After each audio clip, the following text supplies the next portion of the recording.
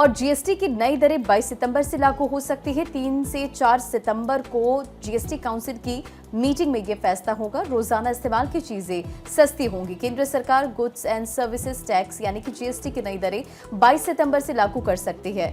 आपको बताएं कि जानकारी भी शेयर की गई है। सरकार का मकसद है कि नवरात्रि और फेस्टिव सीजन में कई सेक्टरों में डिमांड और सेल्स को बढ़ावा देना है। और वहीं आपको बताएं कि एक सोर्सेज के हवाले से यह भी जानकारी है कि सरकार जीएसटी काउंसिल से दरों में बदलाव को तत्काल प्रभाव से मंजूरी देने की अपील कर रही है।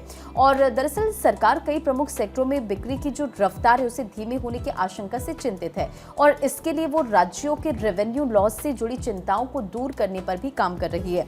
और देखिए अखबारों में भी इस खबर का जिक्र है कि सरकार 22 सितंबर से प्रस्तावित 2 नए स्लैब कर सकती है लागू।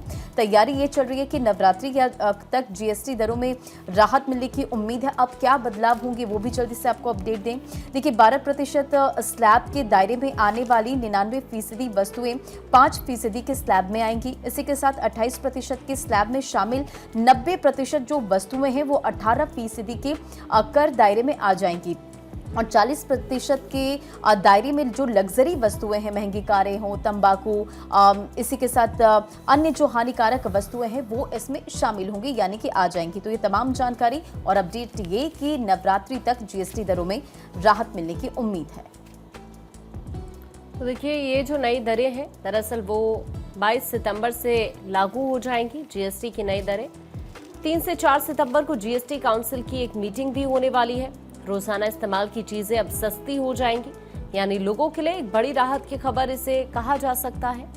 और देखिए सोर्सेज का ये भी कहना है कि सितंबर के अंत तक चुनाव आयोग बिहार में विधानसभा चुनावों की घोषणा कर सकता है। इसलिए सरकार की कोशिश है कि आम लोगों को उससे पहले राहत प्रदान की जाए और इसलिए बीते सप्ताह जीएसटी से जुड़ी मंत्रियों के समूह यानी कि जीओएम की मीटिंग में अगली पीढ़ी के सुधारों को लेकर 2 दिन तक चर्चा की गई। और पहले दिन केंद्रीय वित्त मंत्री निर्मला सीतारमण ने जीएसटी में अगली पीढ़ी के व्यापक सुधार को लेकर केंद्र का प्रस्ताव रखा, जिस पर अगले दिन जीओएम ने विस्तार से चर्चा की।